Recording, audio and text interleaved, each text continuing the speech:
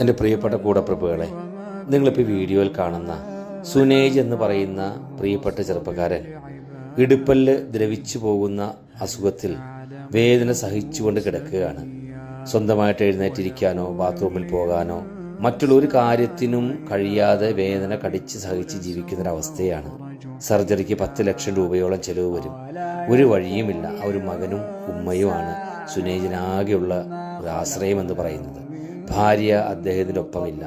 എന്നെ കാണുന്നവരൊക്കെ പ്രിയപ്പെട്ട സുനേജിനെ സഹായിക്കണം. ഈ വീഡിയോ മറ്റുള്ളവരിലേക്ക് എത്തിക്കണമെന്ന് കൂടി വിനയത്തോട് അഭ്യർത്ഥിക്കുകയാണ്.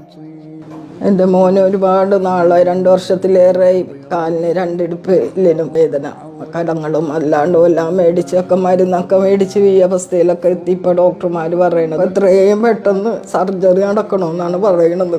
സർജറി നടന്നെങ്കിലേ എൻ്റെ മോനെ ജീവിതത്തിലേക്ക് തിരിച്ചുകൊണ്ടുവരാൻ പറ്റുള്ളൂ. എന്നെ നോക്കണത് എൻ്റെ മോനാണ്. അവൻ്റെ മോനാണിത്. 3ാം ക്ലാസ്സിൽ പഠിക്കണ കൊച്ച്. നിങ്ങളെല്ലാവരും നമുക്ക് സഹായങ്ങൾ തന്ന് നമ്മളെ ജീവിതത്തിലേക്ക് എൻ്റെ മോനെ തിരിച്ചു കൊണ്ടുവരണം.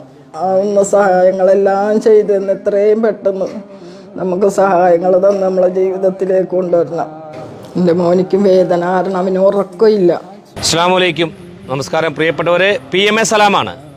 ഞാനുള്ളത് എറണാകുളം ജില്ലയിലാണ്. എറണാകുളം ജില്ലയിലെ പള്ളുരുത്തി നമ്പ്യാപുരം എന്ന് പറയുന്ന സ്ഥലത്താണ്. ഈ രാത്രിയിൽ ഈ കാണുന്ന ജനങ്ങൾ മൊത്തം ഈ വീഡിയോയിൽ വന്ന് നിങ്ങളോട് അഭ്യർത്ഥിക്കുന്നത് സുനൈജ് എന്ന് പറയുന്ന പ്രിയപ്പെട്ടവന് വേണ്ടിയാണ്.